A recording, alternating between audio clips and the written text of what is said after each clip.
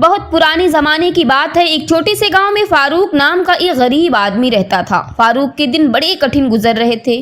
وہ لکڑیاں کاٹ کر بازار میں بیچتا اور اسی سے گھر کا خرچ چلانے کی کوشش کرتا، مگر غربت کا بوجھ، بیماریوں کا سایہ اور زمانے کی سختیاں اس پر کچھ یوں حاوی ہو چکی تھیں کہ زندگی ایک مسلسل اذیت بن گئی تھی۔ اس کے پاس نہ تو تعلیم تھی، نہ کوئی ہنر جو اسے بہتر روزگار دے سکے۔ گاؤں کے لوگ بھی اسے زیادہ اہمیت نہیں دیتے تھے۔ کبھی بیوی بیمار پڑ جاتی، کبھی بچے بھوک سے بلبلانے لگتے، تو کبھی خود فاروق دن رات کی مشقت سے بیمار ہو کر بستر پر جا پڑتا۔ اکثر شام کے وقت وہ اپنے خستہ حال مکان کے ٹوٹے دروازے کے پاس بیٹھ کر سوچوں میں گم ہو جاتا۔ زندگی کی تلخ حقیقتیں اور ناکامیوں کا بوجھ اس کے دل کو اندر ہی اندر کھا رہا تھا۔ کبھی وہ آسمان کی طرف دیکھتا اور کبھی سوچتا، کاش میری زندگی ان بادلوں کی طرح آزاد اور ہلکی پھلکی ہوتی جو بنا کسی فکر کے ادھر سے ادھر گزر جاتے ہیں۔ کبھی وہ اپنے بچوں کو بھوکا دیکھ کر دل ہی دل میں ٹوٹ جاتا۔ ایک دن وہ ایک بڑے درخت کے نیچے بیٹھا تھا۔ سخت مایوسی اور تھکن اس کے چہرے پر صاف جھلک رہی تھی۔ اتنے میں پرندوں کا ایک جھنڈ آسمان سے اترتا ہوا آیا اور قریب ہی زمین پر دانا چگنے لگا۔ پرندوں کی وہ معصوم چہچہاٹ گویا فاروق کے دل کے زخموں پر مرہم رکھ رہی تھی، مگر اس کے اندر کا غصہ اور بے بسی کچھ اور ہی تھی۔ اس نے جھنجھلاہٹ زور سے آوازیں نکالی اور پتھر اٹھا کر پرندوں کو اڑا دیا۔ وہ بڑبڑانے لگا، یہ پرندے بھی میری غربت کا مذاق اڑانے آتے ہیں۔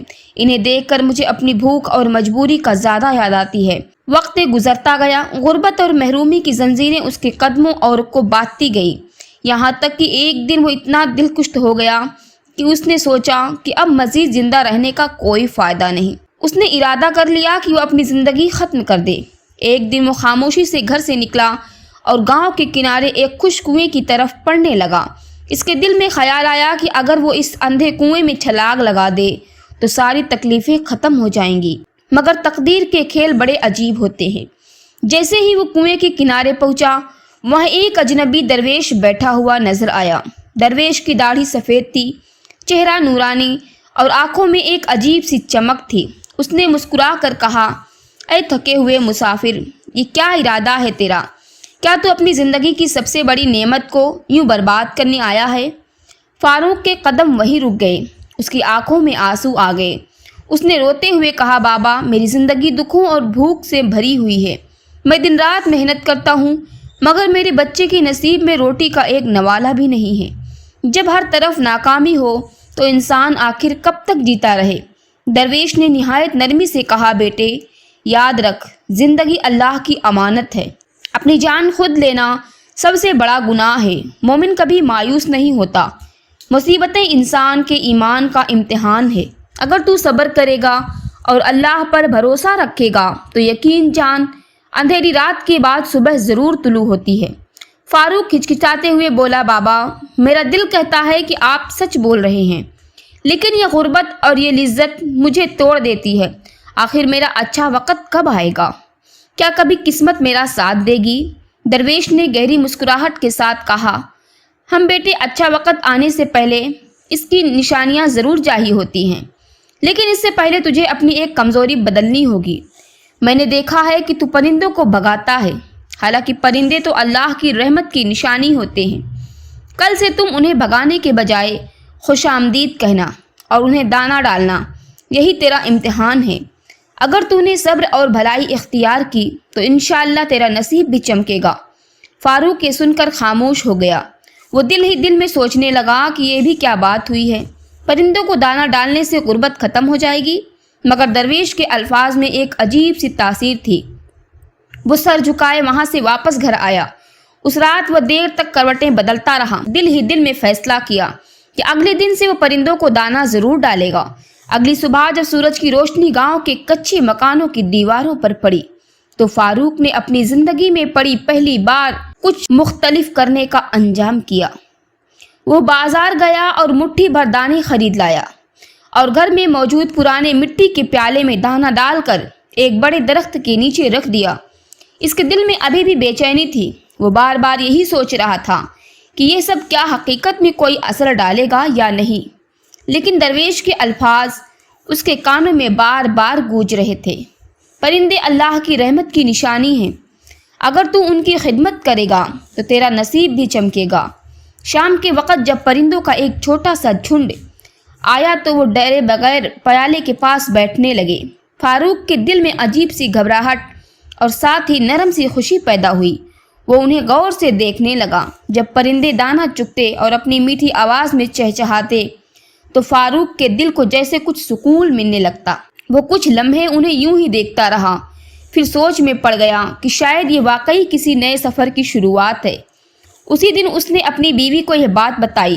بیوی نے تعجب سے پوچھا، یہ سب کرنے سے کیا ملے گا؟ کیا پرندے ہماری بھوک مٹائیں گے؟ فاروق نے آہ بھری اور کہا، مجھے بھی سمجھ نہیں آتی، مگر بابا درویش نے کہا ہے کہ یہی میرے امتحان کی پہلی سیڑھی ہے، اور میرا دل کہتا ہے کہ ان کے الفاظ میں ضرور کوئی راز ہے۔ بیوی خاموش ہو گئی۔ شاید اس کے دل میں بھی ایک چھوٹی سی امید جاگی تھی۔ اگلے دن پھر وہی عمل دہرایا گیا۔ فاروق لکڑیاں کاٹنے کے بعد تھوڑی سی کمائی میں سے کچھ دانے ضرور خرید کر لاتا اور درخت کے نیچے رکھ دیتا۔ ابتدا میں یہ عمل اس کے دل پر بوجھ سا لگتا تھا، کیونکہ خود کے پاس کھانے کو مشکل سے ہوتا تھا اور وہ پرندوں پر خرچ کر رہا تھا۔ لیکن آہستہ آہستہ اسے محسوس ہونے لگا کہ گھر میں ایک عجیب سا سکون آ رہا ہے۔ بچے جب پرندوں کو دیکھ کر خوشی سے تالیاں بجاتے تو فاروق کے دل کو بھی خوشی ملتی۔ چند دن گزرے تو ایک حیرت انگیز واقعہ پیش آیا۔ فاروق جنگل سے لکڑیاں کاٹ کر لوٹا تو دیکھا کہ اس کے گھر کے پاس کچھ لوگ کھڑے ہیں۔ وہ تعجب سے قریب گیا تو معلوم ہوا کہ شہر کے ایک رئیس کے نوکر ہیں۔ ان میں سے ایک نے کہا، ہمارے آقا نے یہاں سے گزرتے ہوئے تمہارے دروازے پر پرندوں کو دانہ چگتے دیکھا۔ وہ بہت خوش ہوئے اور کہا کہ ایسے شخص کے پاس ضرور نیک نیتی اور سچائی ہے۔ وہ چاہتے ہیں کہ تم ان کے گھر لکڑیاں پہنچانے کا کام سنبھال لو، اس کے بدلے تمہیں زیادہ مزدوری مل جائے گی۔ یہ سن کر فاروق کی آنکھوں سے آنسو نکل آئے۔ اس نے دل ہی دل میں کہا، یا اللہ، شاید یہ وہی پہلا اشارہ ہے جس کا وعدہ درویش نے کیا تھا۔ اس نے فوراً حامی بھر لی اور شکرانے کے طور پر مسجد میں جا کر 2 رکعت نماز ادا کی۔ اب حالات میں ذرا بہتری آنے لگی۔ جہاں پہلے وہ دن بھر مشقت کے بعد مشکل سے چند سکے کماتا تھا، اب رئیس کے یہاں لکڑیاں پہنچانے پر اسے پہلے سے زیادہ اجرت ملنے لگی تھی۔ گھر میں فاقے ختم تو نہیں ہوئے، لیکن کم سے کم بھوک کی شدت کچھ کم ہونے لگی تھی۔ بچوں کے چہروں پر خوشی کی ہلکی سی جھلک ابھرنے لگی تھی۔ مگر کہانی یہی ختم نہیں ہوئی۔ کچھ دن کے بعد پھر آزمائش نے دروازہ کھٹکھٹایا۔ رئیس کا بیٹا بیمار ہو گیا۔ حکیم اور دوا کے باوجود صحت بحال نہ ہوئی۔ ایک دن رئیس خود فاروق کے پاس آیا۔ اس نے فاروق سے کہا، میں نے سنا ہے تمہارے گھر کے قریب ہمیشہ پرندے چہچہاتے ہیں اور وہاں سکون کی فضا ہوتی ہے۔ میرے بیٹوں کو وہاں کچھ دیر رہنے دو تاکہ شاید اس کے دل کو سکون ملے۔ فاروق حیران ہو گیا مگر فوراً اجازت دے دی۔ رئیس نے اپنے بیٹے کو فاروق کے گھر بھیجا۔ وہ بچہ روز شام کو پرندوں کو دانہ چگتے دیکھتا اور خوشی محسوس کرتا۔ حیرت انگیز طور پر کچھ ہی دن میں اس کی بیماری ہلکی ہونے لگی۔ رئیس بے حد خوش ہوا اور اس نے فاروق کو انعام کے طور پر ایک بڑا تھیلا اناج اور کچھ سونے کے سکے دیے۔ یہ وہ لمحہ تھا جب فاروق کے دل کو یقین ہو گیا کہ واقعی پرندے رحمت کی علامت ہیں۔ اس کے اندر ایک نئی امید جاگ اٹھی۔ اس نے اپنی بیوی سے کہا، دیکھو بابا درویش کی باتیں سچ ثابت ہو رہی ہیں۔ اگر ہم صبر اور بھروسہ کریں تو اللہ ضرور ہماری محنت کا پھل دیتا ہے۔ بیوی کی آنکھوں میں بھی آنسو آ گئے۔ وہ فوراً بولی، واقعی اب مجھے یقین آ گیا ہے کہ اللہ کبھی اپنے بندے کو اکیلا نہیں چھوڑتا۔ یوں فاروق کی زندگی کے اندھیرے میں ایک ہلکی سی روشنی نمودار ہونے لگی۔ لیکن اسے یہ خبر نہ تھی کہ یہ تو محض شروعات ہے۔ اصل آزمائش اور اصل انعام تو ابھی باقی ہے۔ فاروق کی زندگی میں جیسے ایک نئی صبح کا آغاز ہوا تھا، مگر تقدیر کے کھیل ہمیشہ سیدھی لکیر پر نہیں چلتے۔ رئیس کے بیٹے کی صحت بہتر ہونے کے بعد گاؤں میں لوگوں کی نظریں بھی فاروق پر ٹکنے لگی۔ پہلے جو لوگ اسے غریب اور بے بس سمجھ کر حقیر جانتے تھے، اب آہستہ آہستہ اس کے قریب آنے لگے۔ کچھ لوگ دل سے خوش تھے کہ فاروق کے حالات بہتر ہو رہے ہیں، مگر کچھ دل میں حسد پالنے لگے۔ خاص طور پر گاؤں کے چند سوداگر جو رئیس کے کام کاج سنبھالتے تھے، انہیں یہ بات سخت چبھ رہی تھی کہ رئیس نے ایک معمولی لکڑہارے کو اپنی خدمت کے قابل سمجھ لیا۔ وہ دل ہی دل میں سازش کرنے لگے کہ کیسے فاروق کو دوبارہ ذلیل سے دھکیلا دیا جائے۔ دوسری طرف فاروق نے اپنی نئی ذمہ داری کو پوری ایمانداری سے نبھانا شروع کر دیا۔ اب وہ نہ صرف لکڑیاں پہنچاتا بلکہ رئیس کے نوکروں کے ساتھ مل کر گھر کے دیگر کاموں میں بھی ہاتھ بٹاتا تھا۔ اس کے اندر ایک نیا اعتماد پیدا ہونے لگا تھا، مگر فاروق کی سب سے بڑی خوشی اب پرندوں سے جڑ چکی تھی۔ وہ روزانہ صبح اور شام دانہ ڈالنے کا عمل نہیں چھوڑتا تھا۔ گاؤں کے کچھ لوگ اس پر ہنستے اور کہتے یہ آدمی پاگل ہو گیا ہے، خود کے پاس کھانے کو نہیں اور پرندوں کو خرچ کرتا ہے، مگر فاروق مسکرا کر جواب دیتا یہ پرندے ہی میرے نصیب کے گواہ ہیں۔ ایک دن عجیب واقعہ پیش آیا۔ صبح کے وقت جب فاروق دانہ ڈالنے گیا تو اس نے دیکھا کہ درجنوں نہیں بلکہ سینکڑوں پرندے اس کے دروازے کے پاس جمع ہیں۔ وہ سب ایک ساتھ چہچہانے لگے جیسے کوئی بڑی خبر سنا رہے ہوں۔ فاروق حیرت میں کھڑا تھا کہ اچانک ایک بوڑھا اجنبی مسافر اس کے گھر کے سامنے آ کر رکا۔ اس نے فوراً کہا اے نیک دل انسان، میں کئی دنوں سے سفر میں ہوں، تیرے دروازے کے پاس یہ سکون دیکھ کر میرا دل رکنے کو چاہتا ہے، مجھے یہاں ایک رات پناہ دے دے۔ فاروق نے جھٹ سے اسے مسافر کو اپنے گھر میں ٹھہرا لیا۔ اس رات مسافر نے کھانے کے بعد فاروق سے کہا میں نے دنیا کے کئی کھاتے دیکھے ہیں، پرندوں کی یہ برکت جہاں اکٹھی ہو وہاں اللہ کی خاص رحمت اترتی ہے۔ یاد رکھ تیری زندگی کا اصل امتحان اب شروع ہونے والا ہے۔ یہ سن کر فاروق کے دل میں خوف اور تجسس پیدا ہونے لگا۔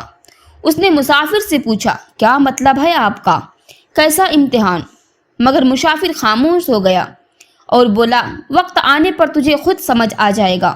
اگلی صبح وہ اجنبی مسافر چپ چاپ گاؤں چھوڑ گیا، مگر اس کے الفاظ فاروق کے دل میں گہرے نقش چھوڑ گئے۔ اب فاروق کو ہر لمحہ یہ خیال ستانے لگا کہ آخر وہ کون سا امتحان ہے جو اس کے قریب آ رہا ہے، اور کیا وہ اس آزمائش پر پورا اتر پائے گا؟ چند دن گزرے ہی تھے کہ وہ امتحان جس کی خبر مسافر نے دی تھی حقیقت بن کر سامنے آ گیا۔ ایک دن رئیس نے اپنے سب نوکروں کو بلایا اور اعلان کیا کل بادشاہ کا قافلہ یہاں سے گزرے گا، وہ ہمارے گاؤں میں قیام کرے گا، ہمیں اس کی خاطرداری کے لیے بہترین انتظام کرنا ہوگا۔ سب نوکر خوش تھے کہ انہیں بادشاہ کی خدمت کا موقع مل رہا ہے، لیکن چند سوداگر جو فاروق سے حسد کرتے تھے یہ موقع ضائع کرنا نہیں چاہتے تھے۔ انہوں نے چپکے سازش کی کہ بادشاہ کے سامنے فاروق کو بدنام کیا جائے۔ اگلے دن جب بادشاہ کا قافلہ آیا تو گاؤں کا ماحول بدل گیا، لوگ اپنے گھروں سے نکل آئے، ہر طرف چراغ ہو گیا۔ رئیس نے سب انتظام بڑی شان و شوکت سے کیے۔ بادشاہ رئیس کے مکان پر رکا، لیکن وہاں ایک عجیب منظر ہوا۔ جیسے ہی بادشاہ اندر داخل ہوا، اچانک فاروق کے دروازے پر پرندوں کا ایک بڑا جھنڈ اتر آیا۔ وہ سب زور زور سے چہچہانے لگے۔ شور اتنا بڑھ گیا کہ بادشاہ خود تجسس میں باہر نکل آیا۔ اس نے رئیس سے پوچھا یہ شور کہاں سے آ رہا ہے؟ رئیس نے جھجکتے ہوئے کہا یہ ہمارے گاؤں کا ایک غریب آدمی ہے، اس کے دروازے پر ہمیشہ پرندے جمع رہتے ہیں۔ بادشاہ چوکا اور کہا چلو جا کر ہم بھی دیکھتے ہیں۔ بادشاہ اور رئیس قافلے سمیت فاروق کے ٹوٹے پھوٹے مکان کی طرف آ گئے۔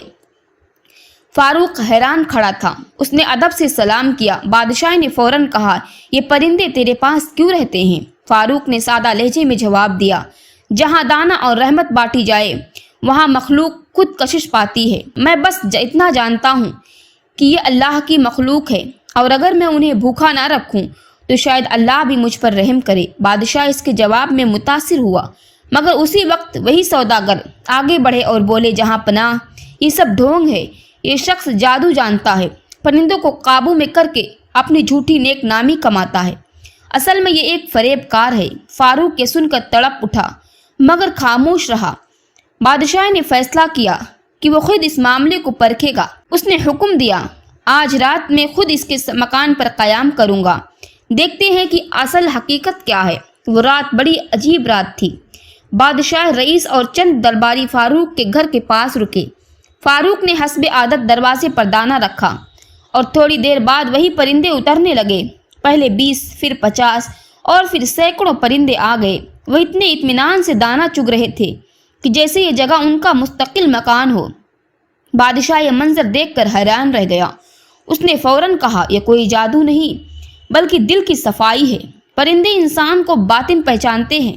یہ کہہ کر بادشاہ نے اپنے خزانچی کو اشارہ کیا اور کہا کہ فاروق کو انعام کے طور پر سونے کے سکے اور اناج کے تھیلے دیے جائیں۔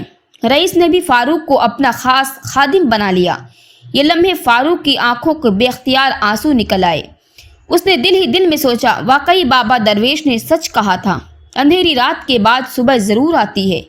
اس نے آسمان کی طرف دیکھ کر شکر ادا کیا اور کہا، یا اللہ، تو نے میری محنت اور صبر کو ضائع نہیں جانے دیا۔ پرندے اس کے گرد پھر سے چہچہانے لگے، جیسے وہ بھی فاروق کی کامیابی پر خوشی منا رہے ہوں۔ یوں وہ فقیر لکڑہارا جو کبھی اپنی زندگی ختم کرنے جا رہا تھا، صبر، توکل اور پرندوں سے محبت کی بدولت عزت اور سکون پا گیا۔ اور گاؤں کے سب لوگ دیکھنے لگے کہ اصل عزت دولت سے نہیں بلکہ اللہ کی رحمت اور دل کی صفائی سے ملتی ہے۔